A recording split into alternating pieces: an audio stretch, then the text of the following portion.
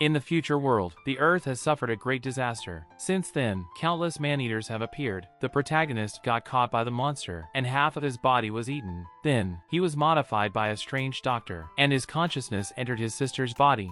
It's a pretty crazy experience for him. From that day on, he often secretly touches his sister's body at night to find out what happened. He embarks on a journey to find the doctor. In the last video we mentioned that Karuko and Maru defeated the man-eating fish on the ship on their way back to Tokyo, intending to continue exploring the clues of heaven after they disembark.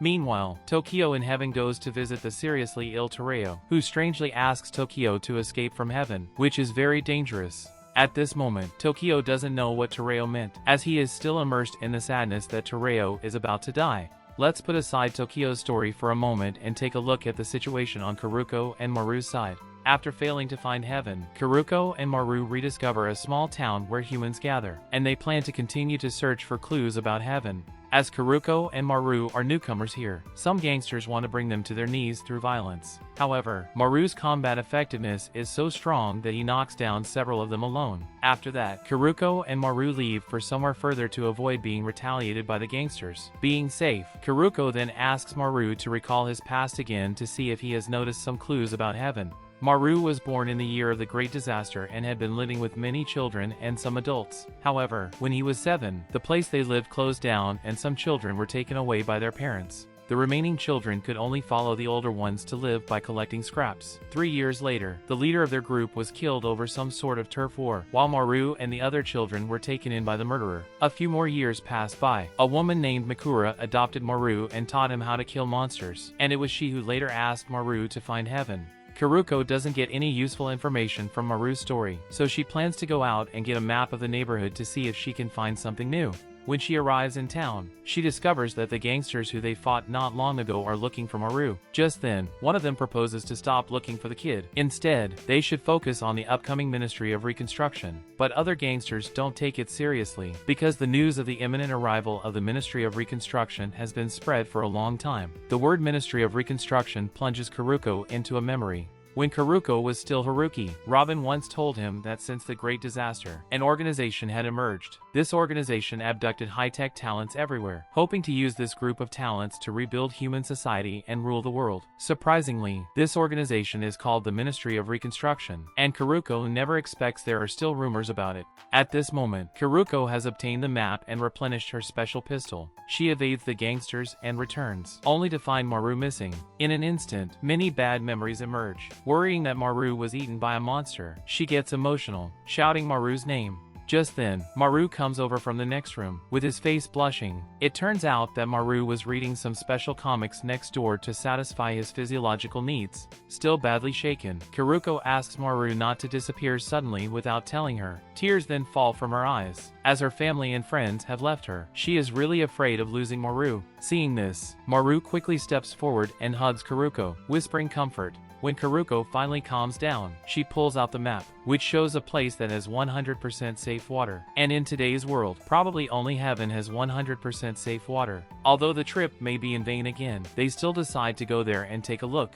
Just then, the captain of the ship they took last time comes to them, proposing to hire them as the bodyguards because they showed great combat strength when defeating the fish monster. The cargo to be protected is part of the organs of the fish. It is said that there is a great doctor in an immortal order nearby, who can combine the organs of monsters with the human body to help humans obtain powerful physical bodies and even immortality. The captain wants to show off the organs he collected, only to find the organs in the bottle have turned into some sloppy pieces. As the organs have melted, the captain has no plans to look for the doctor, while Karuko suspects that the doctor who can combine the monster's organs with the human body might be the bearded doctor she has been looking for, so she and Maru decide to go to the place to investigate. Elsewhere, one of the researchers in heaven discovers a footprint on the wall of the laboratory, realizing that someone has secretly broken in. Therefore, he begins to investigate the matter. Meanwhile, the children in heaven are singing and dancing outside Tereo's ward, hoping that Tereo can feel better hearing these cheerful music and get recovered. Unfortunately, the hopes of these kind children are doomed to be disappointing. When Tokyo wakes up the next day, he receives the news that Tereo has passed away as his disease deteriorated. Soon after, they hold a funeral for Tereo, and everyone is grieved. Just then, Tokyo asks Kona a question.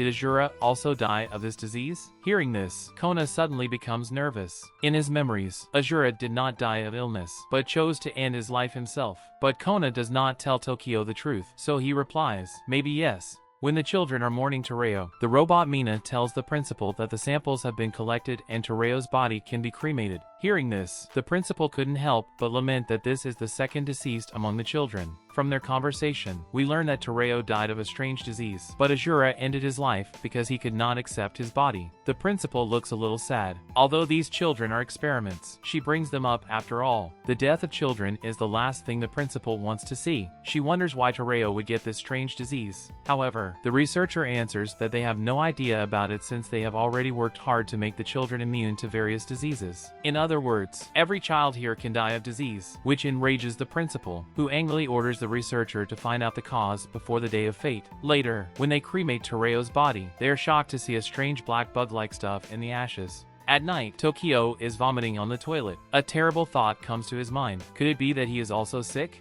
Tokio hurriedly goes to check. Fortunately, there's nothing wrong with his body, and he is just too tired. Relieved, Tokio goes back to bed, and that's when he notices that Azura, who should have died, suddenly appears and says, Tokio, what is your specialty? The next moment, Tokio's body undergoes strange and frightening changes. Suddenly, he opens his eyes with fear. It was all just a nightmare.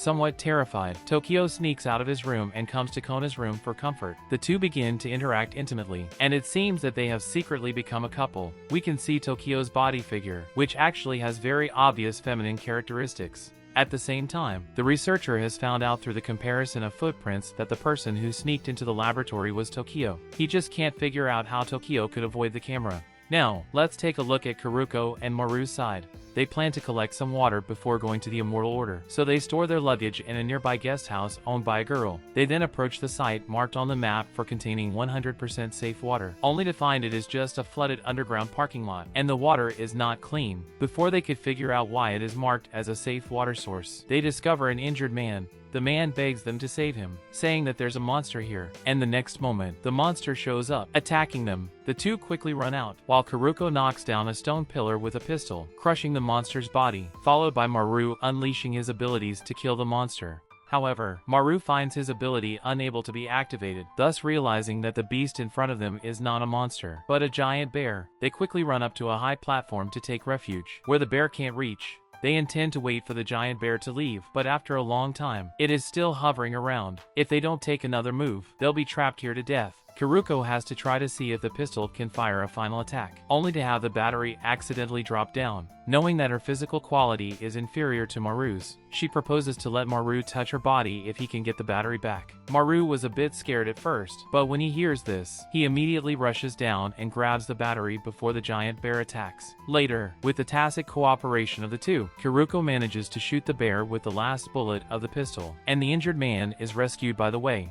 When they return safely to the hotel, Karuko recalls the accident that happened today, deducing that someone who knows about the possible appearance of the bear deliberately marked the location on the map, to lure others who want the safe water to go and be killed by the bear, so that he or she can get their supplies. In this world of the jungle, danger is everywhere. As Karuko analyzes the situation, Maru asks her if she has forgotten something. Then he pounces on Karuko, trying to touch her feminine body. Just as the two are playing, the girl who ran the hotel rushes in, mistaking them for doing something intimate. Angered, she immediately tells the two to not mess around in this room, and then takes Maru to another room. Unexpectedly, this girl actually takes the initiative to try to satisfy Maru. It turns out that in addition to running a hotel, she will occasionally sell her body to make some money. When Maru tries to push her away, he inadvertently touches the girl's chest, causing him to have the feeling of grabbing and squeezing the girl's heart, just like how he killed the man-eaters. Startled, Maru quickly withdraws his hand, and then stops the girl from seducing him. The noise they make attracts Karuko, who misunderstands that Maru is having an intimate interaction with the girl. As she comes over to check, her face instantly turns red. Maru doesn't know how to explain it, but feels very embarrassed.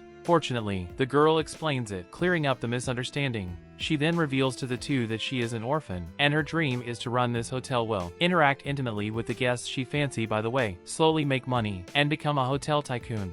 Kuruko and Maru then return to their room, where Maru finally gets the chance to tell Kuruko about the strange feelings he had when touching the girl. But neither of them can figure it out for the time being. The next morning, when the two are about to leave, they find that the girl is in sadness. It turns out that the man attacked by the beast yesterday has died. He is the boss of the nearby guards and has been taking good care of the girl. They don't know how to comfort this girl, as death happens so often in this world. Anyway, they feel sorry for her. Influenced by the girl, Maru is in low spirits when leaving. To comfort him, Kuruko takes the initiative to hold Maru's hand. She wants to tell him that no matter what happens, at least she would be by his side. The two keep moving on, looking for the answers they want. Maru and Kuruko arrive at the location of the Immortal Order showed on the map, but except for the quiet surroundings, they find no clues to the order. To attract its attention, they find a panel and write, offering services to kill man-eaters for 2 million yen per time. They wander around carrying this sign, and are finally noticed by the members of the Immortal Order. The members who have been hiding nearby inform a doctor of their discovery. Hearing this, the doctor suspends the operation, ordering them to bring back Maru and Kuruko. It seems the doctor is the leader of the Immortal Order. However, someone takes Maru and Kuruko away faster than the members of the Order. They are from an organization that opposes the Immortal Order, and when they see the sign saying they can kill the man-eaters, they want to pay for Kuruko to help with one thing.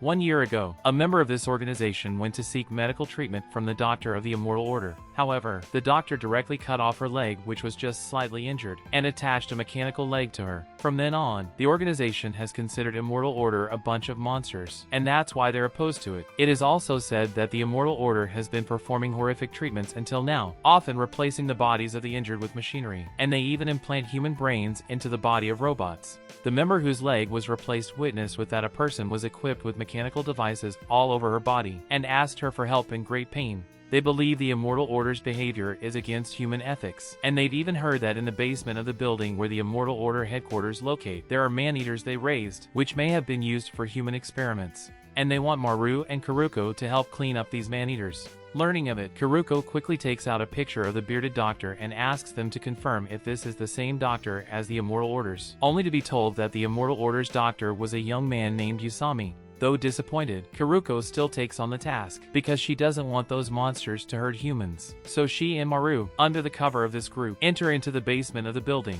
Here they find many dormant man-eating monsters, and Maru quickly steps forward, activates his ability, and kills them. As they search for more, Kuruko discovers a very large man-eater, like the leader of these monsters. Before they can try to eliminate it, the monster emits a strange blue light, and in the next second, many weird man-eaters appear nearby. It seems they just walk through the wall. Due to the sheer number of monsters, Maru and Kuruko are soon trapped by the monsters and unable to resist. Kuruko's body is gradually eaten by the monster. As she loses her physical strength and cannot breathe, she falls into darkness. Kuruko is desperate, but she suddenly feels that Maru is kissing her, which brings her back to her senses. It turns out that everything just now was an illusion, and Maru tries to calm her down when she falls into madness. As for why Maru did not fall into hallucinations, it may have something to do with his special ability. Maru kills the monster that hallucinated Kuruko just now, and just when they are embarrassed about the kiss, a man suddenly appears. He laughs strangely when he sees that Maru has the ability to kill monsters.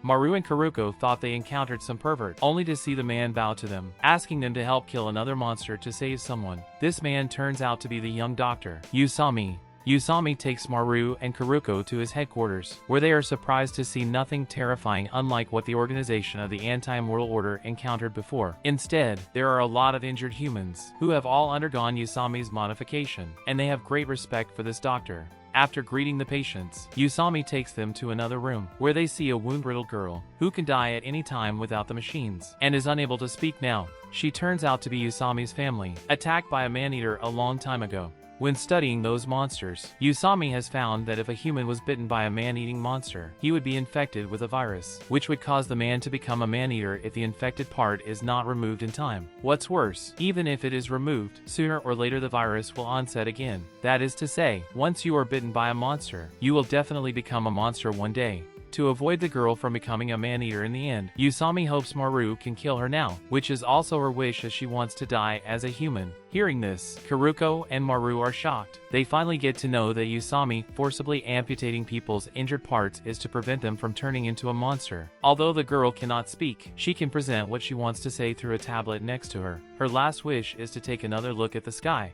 A kind Kuruko is touched and decides to help the girl fulfill her wish. This room is less than 10 meters from outside, so they can move both the girl and the machines that keep the girl alive slowly outside. Meanwhile, an accident occurs in the organization that goes against the Immortal Order. Their leader falls and her head hits the ground while protesting. Soon after, she is sent back to rest. A bald man in charge of taking care of her announces that she has died, which is all because of the Immortal Order. Therefore, the bald man orders the members of the organization to launch an attack on the Immortal Order. As for the reason why he dares to attack, it is because he has just received news from his subordinates that all the monsters in the basement of the Immortal Order's headquarters died. The bald man describes the Immortal Order as a terrorist organization that imprisons humans for human experimentation. At his instigation, they launch a fierce attack on the Immortal Order. We have explained that the Immortal Order is actually not a terrorist organization, so after discovering the attack, people here begin to arrange for the injured to leave. Elsewhere, Maru and Kuruko, with the help of Usami, begin to move the machine slowly. After a while, they finally carry the girl outside the room. When the girl sees the sky again, tears well up in her eyes. Her last wish has been fulfilled, and she can finally die in peace. Maru closes his eyes, puts his hand on the girl's body, and the next moment he seems to pass through her body, reaching a red heart. Maru takes the heart in his hand and crushes it, ending the girl's life.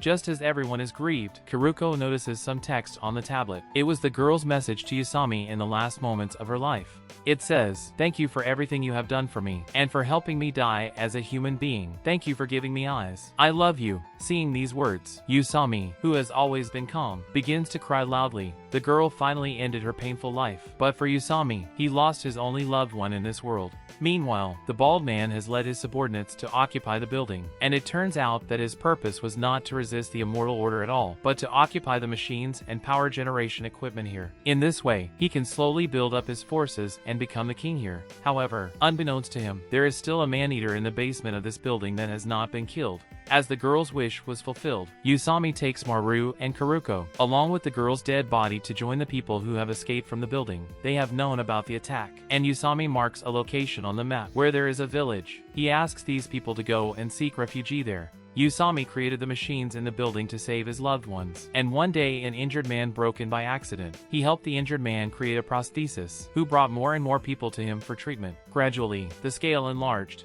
As he reveals the past, Usami falls into a memory where the girl was blind in both eyes at the time, until Usami gave one of his eyes to her, and that's why Usami has only one eye now. Suddenly, Usami carries the girl up to a building. Maru and Kuruko think he is trying to calm down, thus not bothering him. While waiting for Usami, Kuruko shows pictures of the bearded doctor and Robin to people nearby, hoping to get some clues. Luckily, she is told that Robin was Usami's assistant 2 years ago, helping Usami install prosthetic limbs for injured people. But then, he left for no reason. Anyway, Kuruko is thrilled to learn that Robin is still alive. Meanwhile, Usami is sitting on the rooftop with the girl in his arms. Her departure takes away his motivation to live. Looking at the girl lying in his arms, Usami kisses her forehead affectionately. Then he takes out a pistol and aims it at his head. Kuruko is still thinking about where to go to find Robin when a gunshot breaks the peace. They rush to the rooftop, only to see the dead Usami. Seeing this, Maru breaks down, thinking that his hands can only bring misfortune and death. If he didn't kill the girl, Usami wouldn't have died.